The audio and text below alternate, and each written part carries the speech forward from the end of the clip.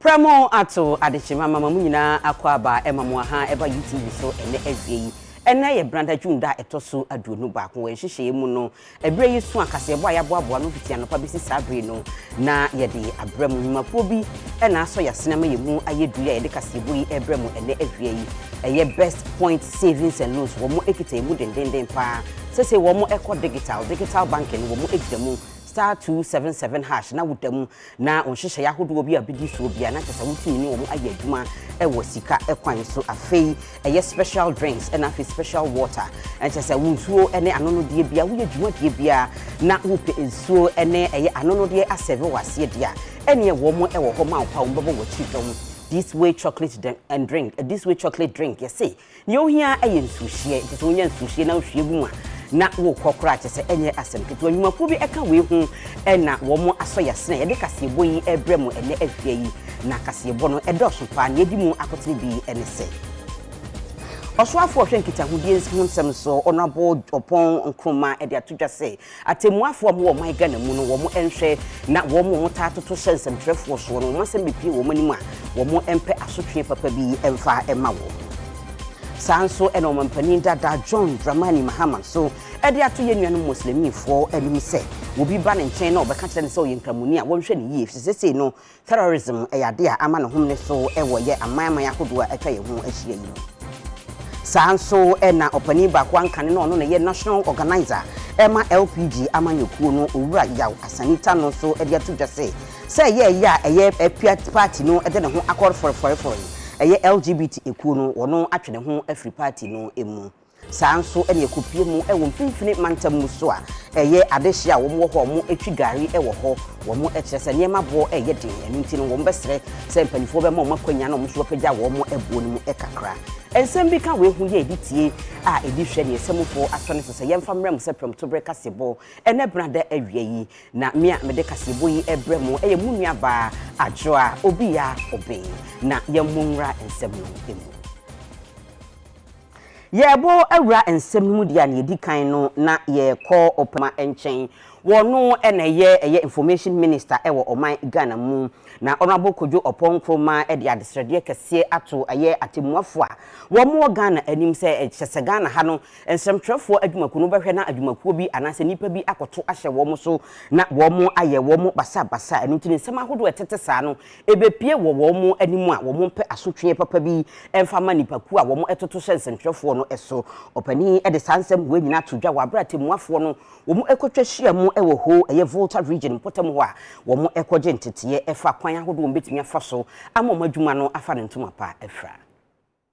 The wheels of justice may grind slowly, but the feedback I have from my media colleagues is that we believe some quick punitive action targeted at the perpetrators of infringements against media practitioners will be appreciated. It will be the strongest message to the next batch of state and non-state actors who may even contemplate attacking a media practitioner in the line of his work that it is not acceptable, and more importantly, the court will severely punish you if you dare.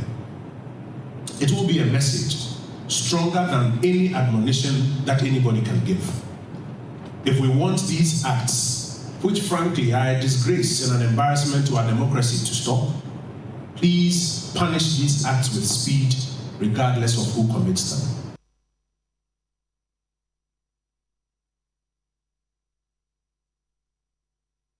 Na yanko ankane mampani ya wo my Ghana mu eye John Dramani Mahama yanko ne nchen na ode adesede ato ye nuanu muslimifo anim se wo mo maso endafo mpa na wo mo enhwe fi se wo mo ewo ho abegu na obi aba na wabetrom se nyina ye nkramufo ayetu oyo panyin ba ko enu ntine ekoba na sa wa mo wani ankofo ma na obipa no ebi atutura sem ye terrorism ahodo a ekoso wo meamea ahodo a ebinim pese wo be wura mu ewo my Ghana mu no na onipa kro no eba be hye wo so na ode aba be forefore wo ode sansem we nyina tudwa wa bra na one nkramufo akakohia wo mo edi nkita ho na wasan edi afutuo kese ama ye nuanom se empempi no eye anadodo no a enta amfa wo mo ma enku school ode adesede kese ema wo mo se wo mo ma na enku su se de be ya wo mo daache no ebe wie peye. Knowledge is education, and that is why, of most importance, we must make sure that our children go to school. whether they are male or female, they deserve to go to school. When the girl finishes senior high, we shouldn't say, oh, because she's 18 years, it's time to marry her off. If her intellect and her academic knowledge can take her to university, let her be a doctorate holder, let us let the girls go. Any child must go as far as his intellectual abilities can take him, boy or girl. Girls are not supposed to be married off when they finish JHS or when they finish SHS. Today, if you go to the university, there are as many girls in the university as boys.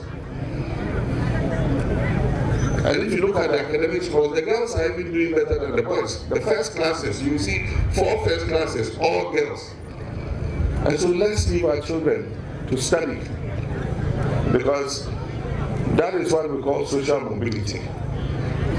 If you listen around, we have extremism,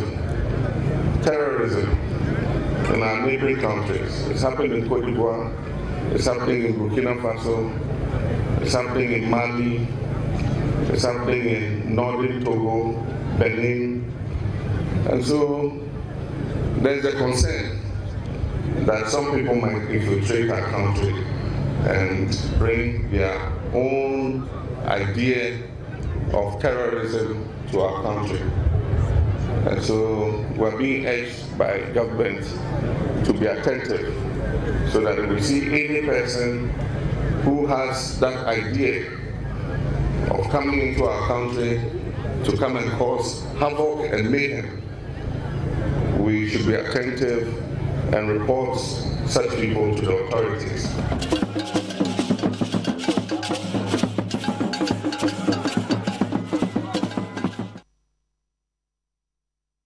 Asikufu a womo gentete ene nimdie ewo kwada so agriculture college na tese school yi womo ema nimdie ene ntete efa kuaye ho womo ewo asante mantamu womo ede ato aban anim se womo gentete ne training no ewia womo ebe sese aban ebetumi aposti womo betumi akoye prison service wo so womo betumi akoboa makuaye adimu afi so agric extension officers ahodo a yeto womo apete ewo man mu no si yetumi aposti womo ano so betumi aboa momo so ensa akoma no.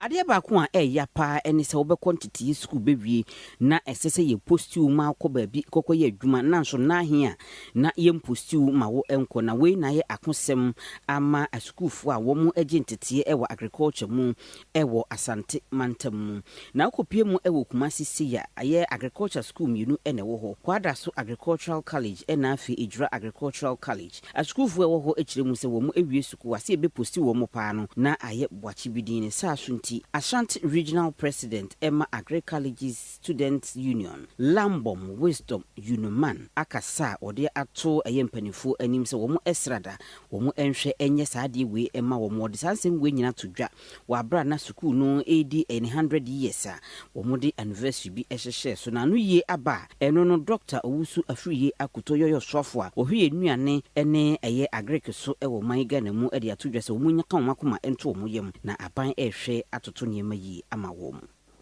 We are going to advertise for these slots to be occupied in the next few, I would say, months. And some of you, or all of you, are invited to take advantage to come on board. We started with 50 students going for 11 months.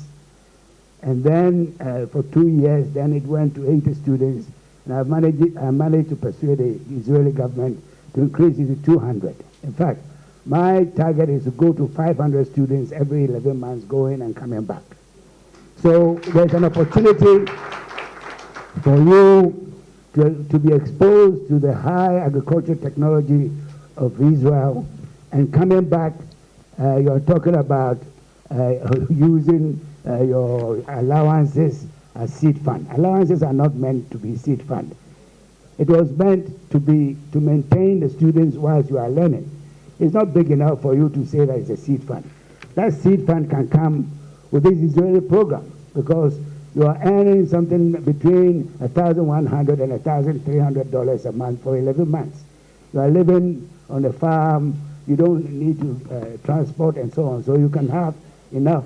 capacity to save the money to come back to Ghana, and the ministry is helping all those who have come back in either doing their own businesses or joining other institutions, and mostly to be self-sufficient. We are talking about entrepreneurship, agribusiness. That is the opportunity that exists. We are pleading with the government to revive the agriculture students' allowance for us, so that it will also help us more. Because the nursing training people, when they complete, they are still relying on the government. Today they are teaching us agribusiness, taking agriculture into business. So we need the allowance to also help ourselves too as well. The posting to when we finish school, there is no posting for us. So the government should also do something about it. And we, the agriculture students, we have realized that about the prisons, we have the prisoners. We see it to be a great opportunity on our side that the government should employ prison officers to the prison yards around the country, so that they establish some farms to teach the prisoners inside there, so that at the end of the day, when they are going to their houses, they are going with some jobs at their hands, not to be thinking of causing criminal acts in the society too as well. Na anka ne dom frefo Emma eye LPG amanyoku no eye former national organizer Emma LPG eye owura yaw asane tano na wode atodwa se wotwe ne ho efri LPG amanyoku ne ho kopem se ohunu ne ntia esese amanyoku no ede ne ho forefore eye LGBTQ wo association anase wo sensem a etwagu e wo man Ghana mu no wanya ne ntie se amanyoku no sisia no wo ekese wo bo eye LPG wo bo eye lesbian, gay, bisexual, transgender, queer, intersex ene asexual fo no wo ebo wo chidom ti oteye no enya ade a wo ehunu se wo de ne ho forefore amanyoku no a ebeye yie no de sansem we nyina todwa wa bra kokopie mu e wo UTV morning show ade chenstroma so a wa chechire mu sei I can for baby say baby ye chechire aboa no ehwa ni sane no na me betra afidie we so a and that was after 2020 election. And me yeah madwene say me de ma ho de ba akotale a friend say Liberal Party of Ghana echi ye wura Kofi Apalu and oye leader and founder. Na ma bo ma me build a third force. Me say you can kan ko yenim na issues about LGBT ebeto dwa. Ya di ho abobo wo mamu sa until say ebenya the 18 apostles of gays no. Emma mekasi a friend me leader Kofi Apalu wo sister station Neat FM na ne stand on the LGBT no na I didn't like it na se no say ye omo high ya ye ko bobo Ghana ko bobo si akra ha ye maiska nti saa no ma na ye njai ye didim na ekoba say ye the bill ekwakoto parliament na ya hwe say ye betumi pass into law na ya kebo na say ya tisa a trend on person mo trend no na fe so ye side ye synchrofo mo fia na amanano a omo practice omo person omo de share so by force no and also enrich ye na da pepepepe ye wura Magjerry hosu ye wura Kofi Apalu one on Torchlight na ni gina ye efa Liberal Party of Ghana hono and also anyamede the national youth organizer I Clement Body also be try the same kasafidie so also may stand on the LGBT anyamede me kan akosi say omo nyina say Libra for no ye supporto the LGBT na ye kan na mra na ye dia akoto ho no a bill na ye dia akoto ho no eye me choose me words carefully but sa pepe no kan no eye nkwase asem ye wura Kofi Apalu say eye useless inti ye ntwam na ye mom nye de omwe na se ye be ye mra ye de betu sa LGBT na se ya esese wo ye mra wo chi nipa no a ene wo bebo ne tuyo no eno na wo solve problem na se ente sa de a na se wo de ne ko to prison so ye oba wo de ne ko to emmo ye be ma wo de ne ko to mebam wo be sa to aso wo ho nti for us Libra no ye de ye nso so sa mra bill na ye de akoto ho no so me nso se meti ha me chichiri party fufuro na Muslim for enforce Christo for enforce other religions enforce na just about 0.1% be no my imagine some be sade no why na make vote efi no nti me use this platform na mama Yewu Akufo Addo na swati and the leadership of the Liberal Party of Ghana say I will not host or call myself as the national organizer for the Liberal Party of Ghana any longer. How? Because I detest very strongly this practice. Enya culture will be it is just a practice. This LGBT thing is not a culture in abroad. It is a practice. They just started doing something and they want to force it on the African continent and for that matter Ghana. And so if you are building a new party and you want to entertain such barbarism, such uselessness, and as a leader of a political party, you say on a national radio that the bill that has been sent to Parliament for consideration is useless, then I don't see your party being any useful in terms of contesting elections in this country.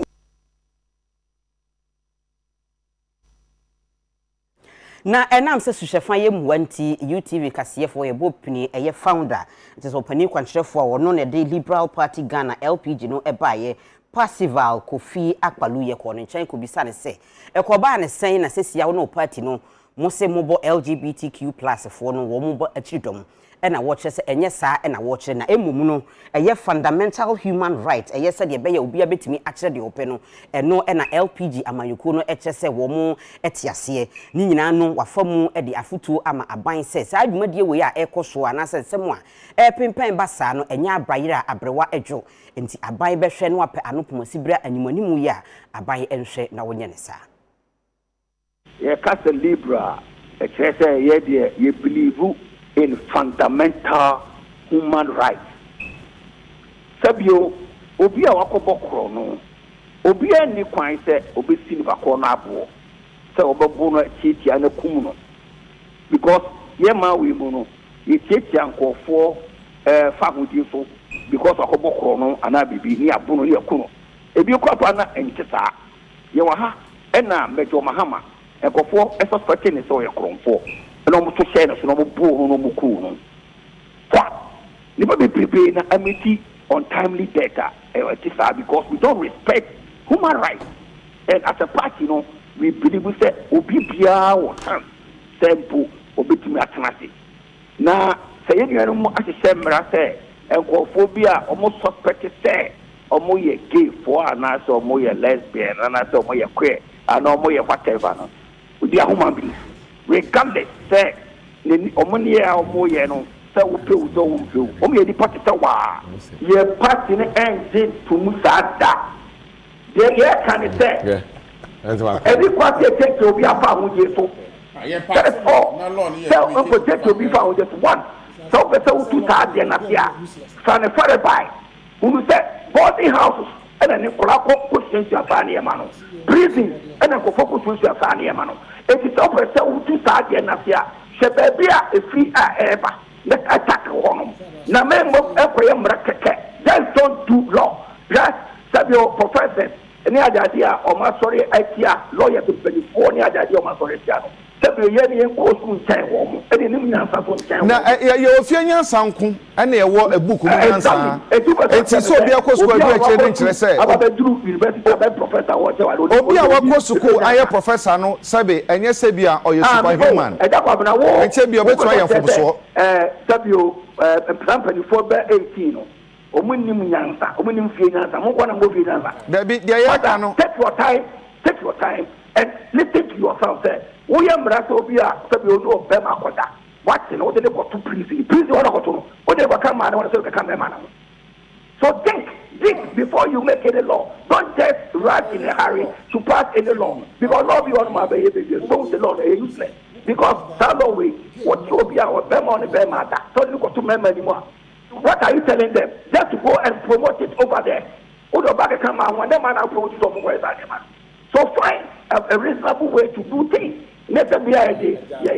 Eti akpalu umeya eni hoyi obaba na umani bi kura aponchi bi se ono peso ware no ana se obaba e de oba ba fie so peso ware no obaba ma de oba ma aba fie so ono peso ware no a oba pene so minia the met me failure as a father. Me a failure as a father because I did not bring up my children in a godly manner.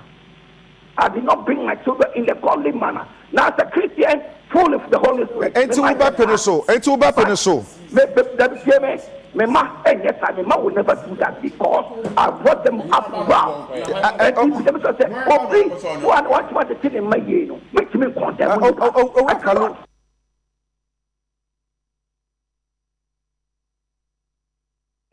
The Driver and Vehicle Licensing Authority for ye DVLA4 e de aba monten ya wo mo ekire mu se ade ba ko wo mo ejina so de ma anmanfo tumi krata e wo man Ghana mu ene se ye behwe se wani eye ana se enye nti ansa na obetimi atwika e be ma tumi krata na ohia license ne sa aso nti ne wo mo atere wo mo kwaba mu kakra ama centers ahodo wo mo de eye testing no wo mo abibi be te se 126 a e wo man Ghana mu a wokọ a ubetimi akohwe wani ye certify wa ansa na yetimi ama license se ubetimi atwi car ewo oman yi emu. Reform ye ewo mu two phases. Phase 1 eye omo afi na omo abeji license so from categories near A, B and E. Sa applicants ye were about 126 eye test centers are certified across the country. Near Obeng say before we ba DVLA no, and running so we call any of these eye centers no. Now for ye eye test no. Na near eye no so say we ye eye test na results no. Enya one of the brain. Beji results also. We result, but ye ho center no the results may my electronically. Into we eye test na yes we enya results. Into ba ye ho results na a crowd and I say we reference number. And no, and I yes we the between results. So I should say we need at the same doctor share na at the same. Now, I bet me about so say because a new process that you're introducing into no. I bet me about say if you want say reform me as started. But until with the kind aba DVLA so beji learner license and say she you learn no uji o after na okoye training in the time o ye training na no about 48 hours a blue 1 month that time within that time na no also to me koye eye test no to sign back na so beji appointment for a tester by that time now results na eden e wo ho na dia transfer mo and yeah any say one konya eye test na dia appointment for test no into me because answer na e do be two kwan no so say yeah test and I say yeah training no I'll say making sure that when you know a dear senate I'll say the facilities also have been trained because ye person omoye and your manner such that facility back where wakra any kumasi de ye pe any who de ye pe and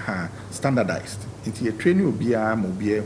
and a yam more rules mo de ye adwuma no so untimi nko facility bia unhu ade no watchro se we hu ade there be it will not happen and it's san nyoma we they have to place such that Obiyaa obekọ through the facility ne bia na de hia se wo se ye ma wo ye be ya ma wo na mo bi wo ho a na de ya ma wo ansa na wetimi adrive.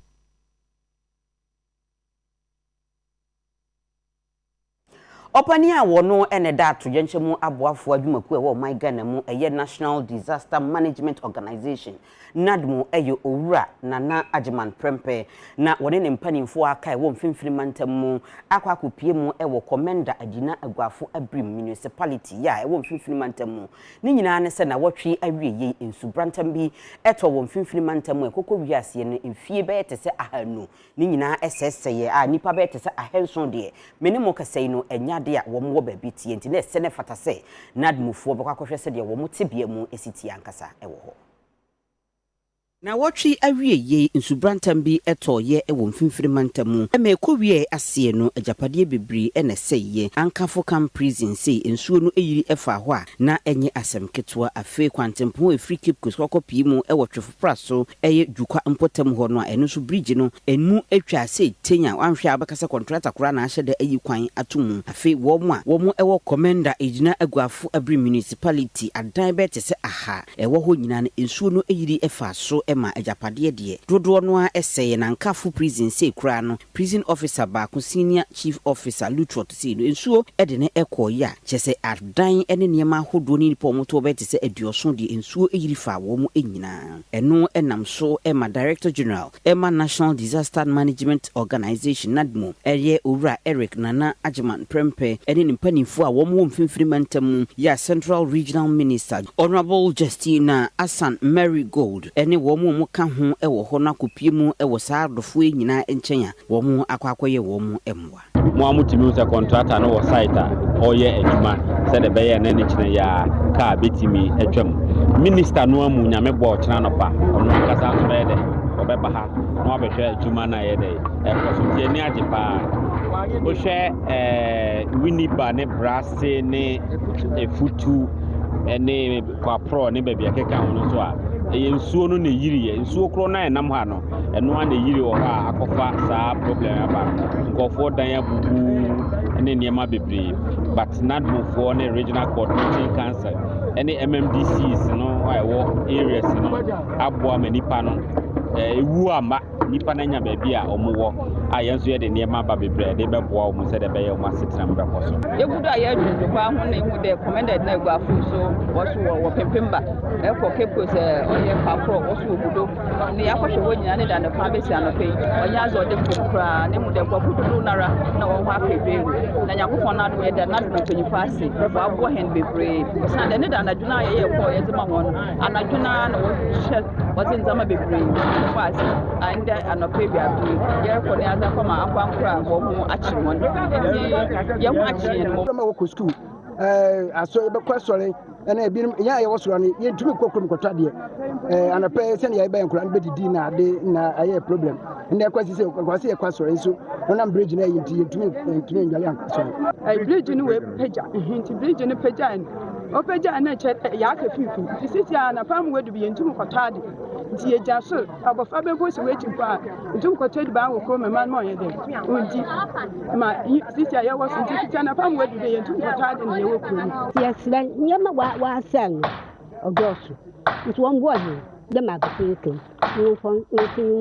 edeni ye yi yin sisi abanda ma school so sisi school fu so wonko na wa ha he so yes na so many enso no ta e pane frade nti these are the issues ahunfo no omo hiem san komo didiska ene aye ye didiska kakra ya home so ye kọ asamere ho ay ko hu MC na nyenya mo bia nti enye only one but wo ha to me back ese baako but every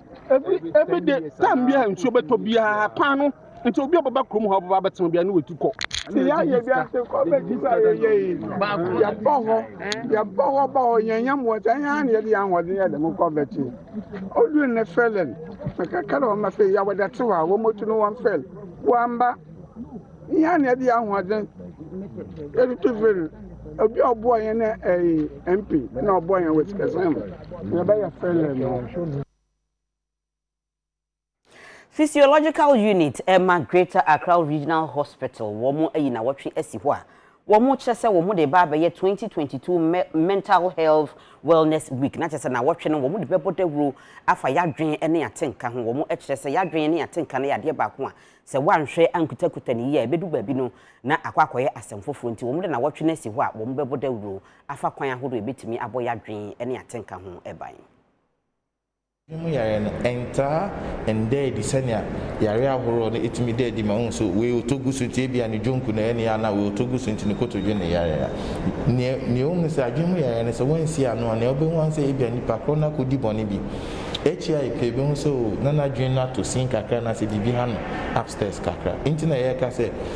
prevention is better than cure and adwemu yare no starting kitten ansa kodun pempen so bi intina sisi an yentu ho na mo Obiyaa hwe na na the mental health very well till it gets to a stage where Obiyaa it will be deleterious to society or something. So that's the reason for this initiative, that as we go through this week, take a step towards having a sound mind and try and maintain it from this day forward. Obi oha ni dofo biewu ana atorenchen biaton ana se bibi boni biaton oha ana so hu bibisa ti se ebi obi ayato ne mu na ohu ba me bia no abobu obetimi asta charge dwen say mema nyina anye enti no ono no sa no o be people no hu mema obo so abobrim na ififreti na say na hometi obi abefe say oh we den ha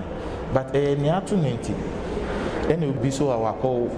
wenya banana say wakọ akola na nye ni o expected into a tap into postpartum depression. There are a lot of things that come into play. Into America say this week here launching. Obi antina ho enhwenaji. Obi o ha sika oniska ska onintino. Atuna dwendwen ma wakọ into depression. Edo anaja kodanda. Into sanyama we in terms of psychological ailments, yen share any one trigger and now Becca said to say malaria, mosquito kawa benya malaria. In psychological and psychiatric illnesses, and you might be brain a bit in Amawanyasa, and then when you are because who on your body. 51 day calling in your body, I said better again. Yano more quality fee, Obeng. Then no other than no video. Take on a first say, and yeah, malaria, any typhoid, in one area. But I dream we are so. It's no behind her say, not dream with our fine, and I said, not dream some. Say, Bibi Hannah. Your doctors, psychologists, in your mom, and yes, say, a be a pompo and I say, could be a tune can a cassette AI. Say, Bibi, how? Your daily activities is being altered because of something you are consistently thinking about, or you do an idea to mean that, or you cannot really function well within your situated space. Then you are beginning to have a problem, and you need to see a clinical psychologist or a psychiatrist because it becomes something worse.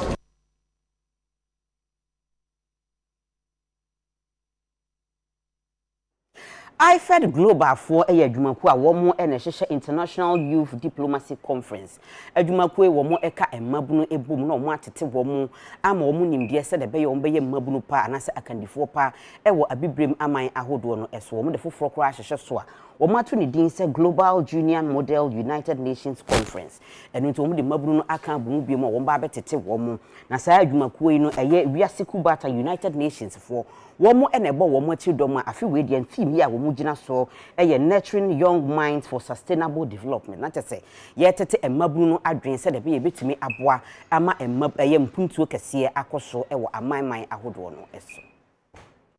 Opiniona wo no na IFED yekoi wadano se executive president ene tutu a champon. Ne kasa yemu no na wo kire mu a ehu behia pa se mabu no wo middle school na afi high school no brano wono mu ebedi hia no akekere mu ne yekoso ewo wiase. Wiase aman ka bomu ko United Nations wona adwempa a wakekere ediegu ho no ma wo hwe hu ne se obenam so ama mpuntu afa ne ntoma pa edi efire wo aman a odom sa eku no. Nyina na ebebo ama mabu no wadwene asi wompem wanyini ababe mpanyimpa. Se ne be na ebiribia no enkonko ese ABCD nkwa na wosi wosua na emom ne yekone ne yeba wo wiase nyina no nyina no wonso otumi hu no te ase we akunyama enkwala no se omu besua ade no mate ase e ba ne leadership a adwumadi a ese omu ye. They need to be selfless as a leader, they need to be honest as a leader. These are some of the values enkwala no ebenya wo program here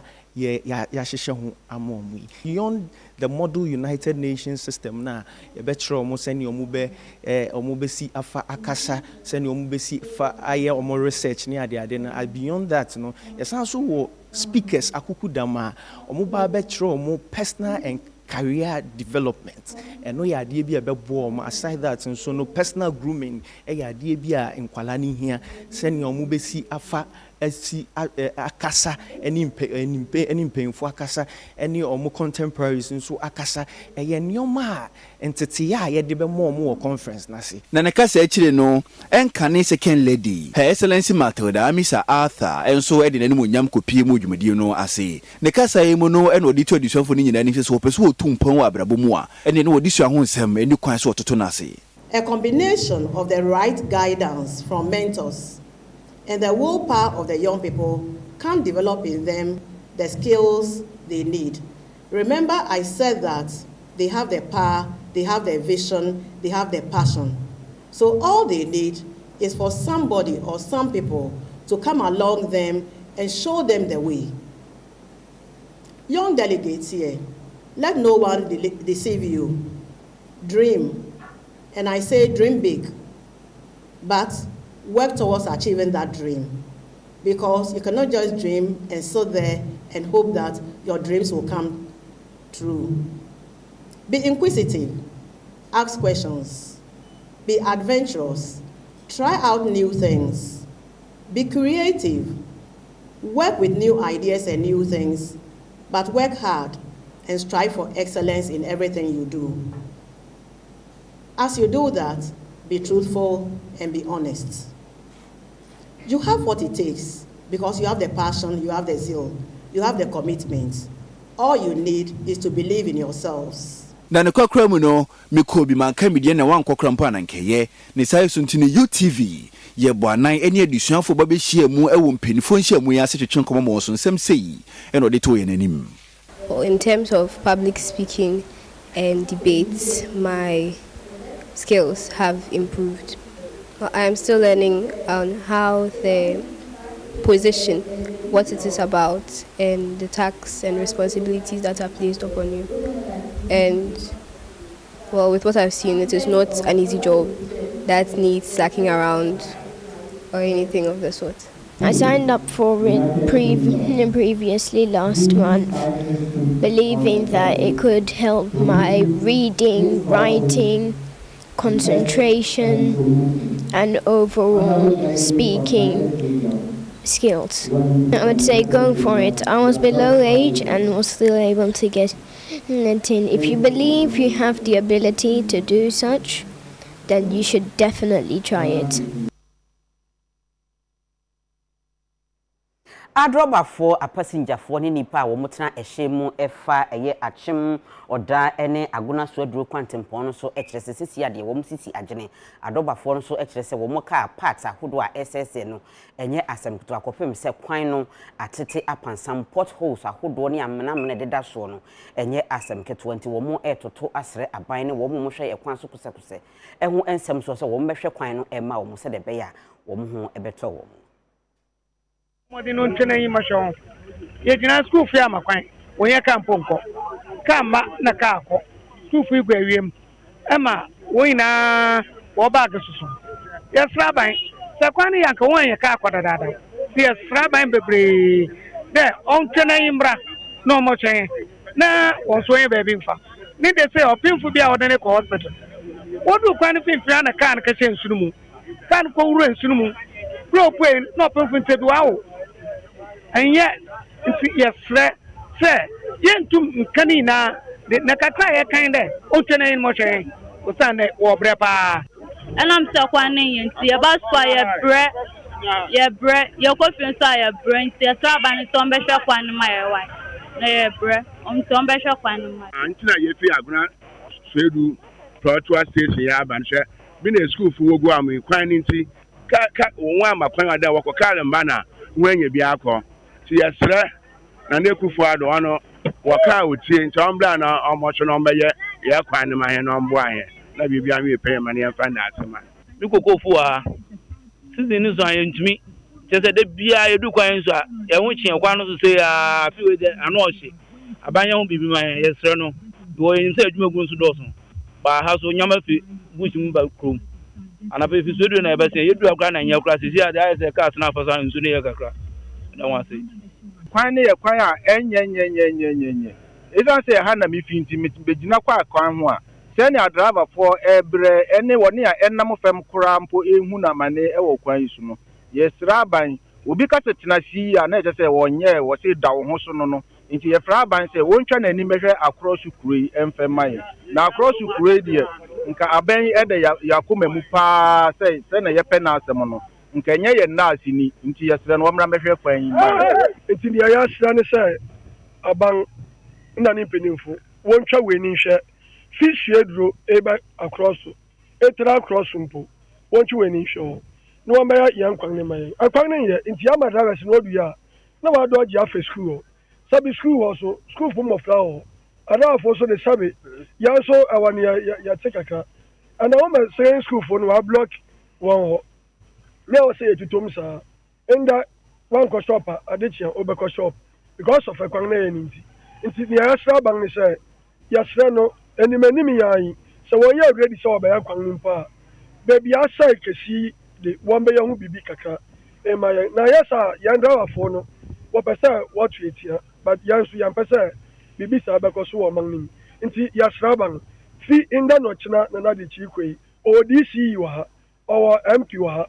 won hwa na bebi asei won fambo ba mba kwan ne mayen ya de srade ade tu aban nim.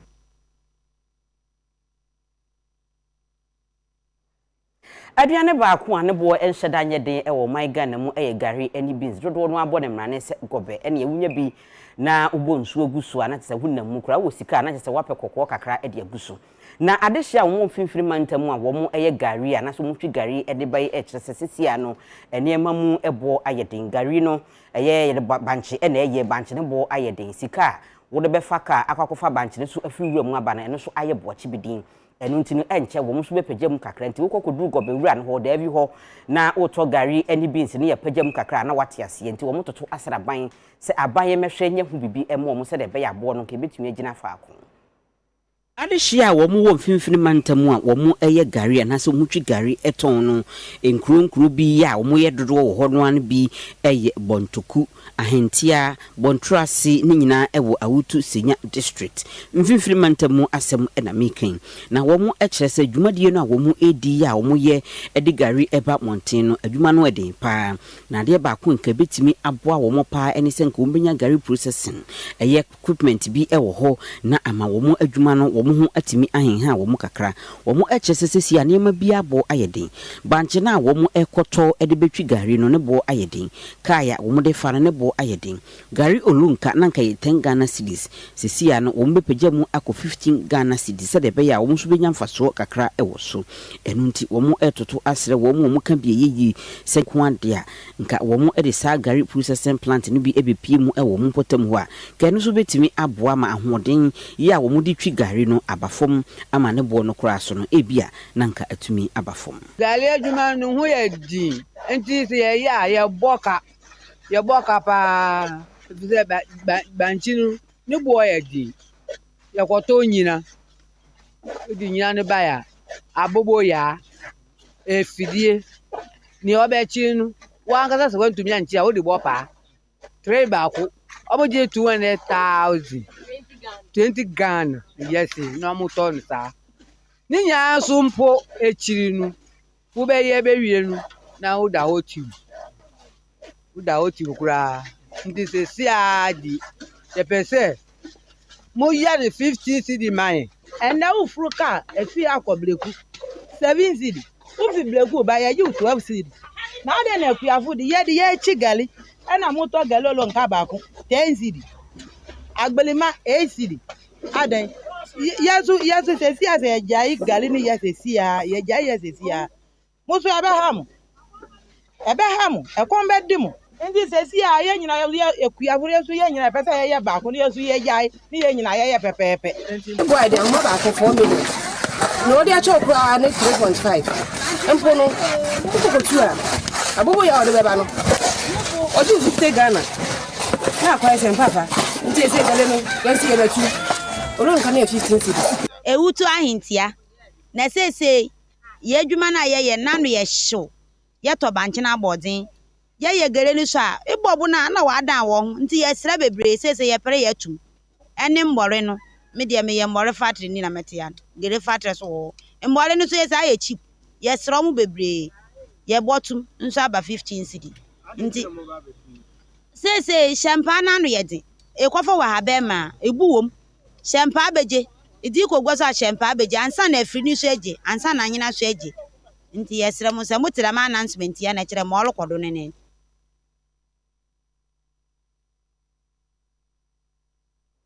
ene na yebegina gari ni beans yi so na yakoje aboafo nkrato abaye ba eye bongo di fara agudie obeba e de ho nsensem nyina aba beso nti menko ba bia ye twa ye ho ne ya basisia